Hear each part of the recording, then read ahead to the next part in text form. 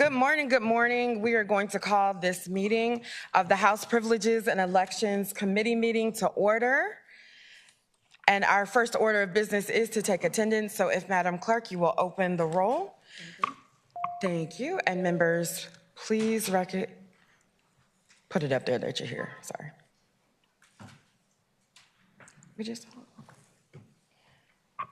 All right. So we have 15 present, and I do believe I got text messages that more are on the way. Thank you so much.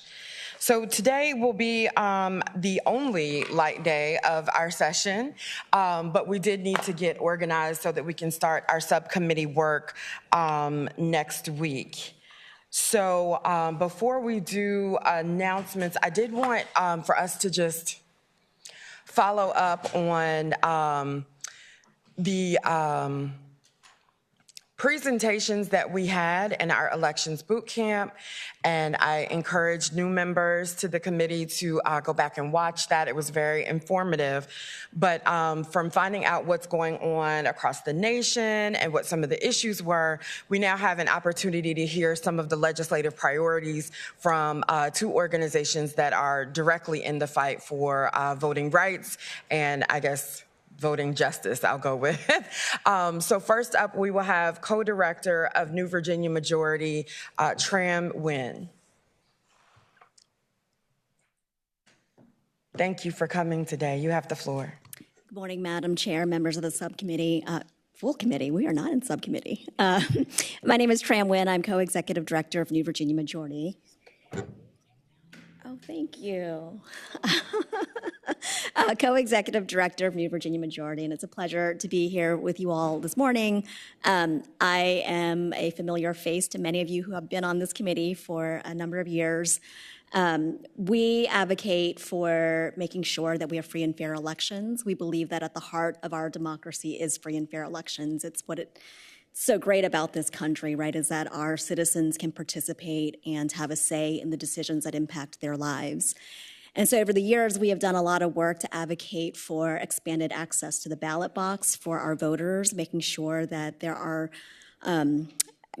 aren't any barriers to folks accessing the ballot box. And as we think about this incoming administration and things that we can do to make sure that we preserve our democracy, some of our priorities, they're not super sexy, but we want to make sure that our registrars, our election workers, our Department of Elections have the tools and resources they need to run these elections. So some of our priorities include making sure that the resources are available, that they have access to, whether it's additional resources and funding, making sure that a lot of registrars' offices with only part-time staff are able to fully staff. We demand a lot out of our election offices. We know that in many localities, the voting equipment is aging, and for folks who saw the presentation from Don Palmer from the EAC, there are new standards for voting equipment and technology, and so making sure that we are thinking about ways to improve the ability for our local election offices to get resources, and so reforming some of the prohibitions that currently exist in terms of receiving monetary grants and resources to make sure that we are able to meet those needs. From a voting rights perspective, the Voting Rights Act of Virginia was, at the time when it passed with Chair Price's patronage, one of the first in the country. And we were the first state in the South to pass a state Voting Rights Act. And so as things have evolved over the last 4 years, thinking through ways in which we can amend that piece of legislation to make sure that we are adding additional protections in place, making it very clear what we mean when we think about standards for voter intimidation and voter suppression. Giving citizens and organizations some tools, some legal tools that they can use to make sure that we are protecting our voters and access to the ballot box. Some of our other priorities this year include ways that we can think about list maintenance. We have heard across the country and even here in Virginia a lot of concerns about voter purges and making sure there have been efforts to remove certain sets of individuals and certain categories of folks from voter registration lists. And so we want to put in protections to make sure that Virginia's voter rolls are as accurate as possible. And so what does that look like? Making sure that the data source that the state uses and localities uses are valid data sources. We're not just taking third-party resources and taking it at their word, right? And making sure that there are standards and uniformity across the Commonwealth around election administration. So those are just some of the highlights of our priorities. I think at the end of the day, we don't want to make things more difficult for our election workers. They are extraordinary human beings that are doing a lot of work and are on the front lines of our democracy. We want to make sure that our folks have the resources they need, and ultimately, we want to make sure that the residents and citizens of this Commonwealth have access to the ballot box. Looking forward to seeing you all in the early morning subcommittee meetings and afternoon subcommittee meetings and throughout session. So thank you. Thank you.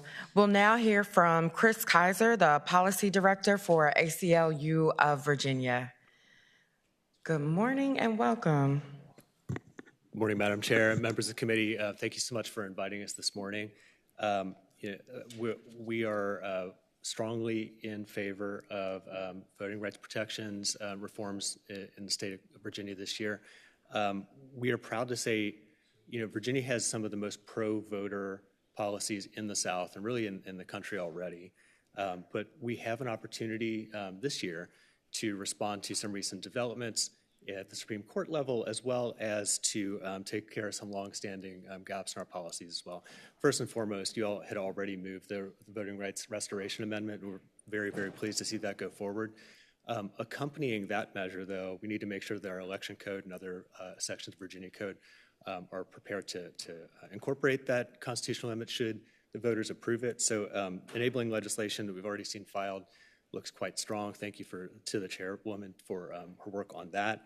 Among other things, that would include some safety net protections for folks who should have their rights restored, but if there are discrepancies in records, making sure people don't get caught up in allegations of trying to vote fraudulently. Also, just technical amendments through the election code to make sure that data transfer across state agencies is what it should, to make sure that people who should have their rights restored are getting that done efficiently. The other thing that the enabling legislation does is touch on updating the legal standards for determining competency for folks and their voting rights. The 14th Amendment due process standard should be an individualized finding based on whether a person lacks the ability to understand the act of voting. That should be what is happening now, but we have some outdated or kind of vague language in our code, so the enabling bill would do that. Also related to that same issue, a separate bill from Delegate Tran and Senator Favola has been filed. This was actually passed last session, but it addresses that same issue of individualized findings and competency determinations, but specifically in guardianship and conservatorship settings. So the concern is that we want to make sure that a simple finding or an appointment of guardian that includes a finding of competency in some other setting doesn't swallow up the determination of whether someone can understand the act of voting. So essentially, due process clause requires an individualized finding before we disqualify somebody from voting based on competency.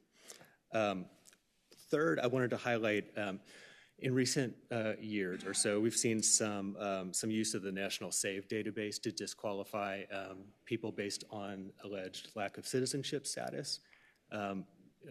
We're not proposing to stop using the SAVE database. However, we know that has had a disparate impact on naturalized citizens whose citizenship status might not always be up to date in the SAVE database. So my understanding of this bill, it's not ours, we didn't come up with it, but we think it's a smart approach to make sure that the SAVE database isn't the sole reason ever for disqualifying somebody from voting or denying a registration. And then finally, I don't want to belabor what my friend at New Virginia Majority said about the Virginia Voting Rights Act, but as you all know, Virginia proudly is one of the first states to have a Voting Rights Act. In the interim years since then, we've seen some developments at the Supreme Court level, in particular Brnovich versus DNC, that makes it much more difficult to use the federal VRA in Section 2 claims. So there's room to make updates around the standards for determining vote dilution or vote suppression in our state VRA to make sure that is interpreted how it is intended by our state courts.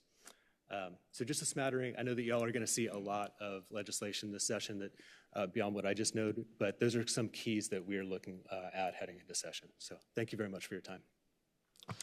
Thank you. Are there any questions from for either of our presenters? Yep. Okay, thank you so much, and thank you all for the work you're doing in here, in this building, and courtrooms and neighborhoods around the Commonwealth. So now I'm going to announce our subcommittee meeting days, meeting times, and membership. We are going to start with election administration, which will meet on Mondays at 4 p.m. with Chair Delegate Jackie Glass, Henson, Converse Fowler, Carnegie, Bulova, Anthony, Bloxham, Cherry. Election administration, Monday, 4 p.m. Chair Glass, members Henson, Converse Fowler, Carnegie, Bulova, Anthony, Bloxham, Cherry. And then on Tuesday, bright and early, 7 a.m., we will have campaigns and candidates with Chair Henson and members Carlson, Singh, LaVere Bowling, Cole, Carnegie, Scott, Waxman. Tuesday morning, 7 a.m., campaigns and candidates, Chair Henson with Carlson, Singh, LaVere Bowling, Cole, Carnegie, Scott, Waxman. On Wednesdays at 7 a.m., we have the Voting Rights Subcommittee with Chair Cole and members Krisak, Anthony, Singh, McAuliffe, Carroll, O'Quinn, Leftwich. Wednesday, 7 a.m., Voting Rights Subcommittee, Chair Cole, members Krisak, Anthony, Singh, McAuliffe, Carroll, O'Quinn, Leftwich. And because 3 is better than 2, on Friday at 7 a.m.,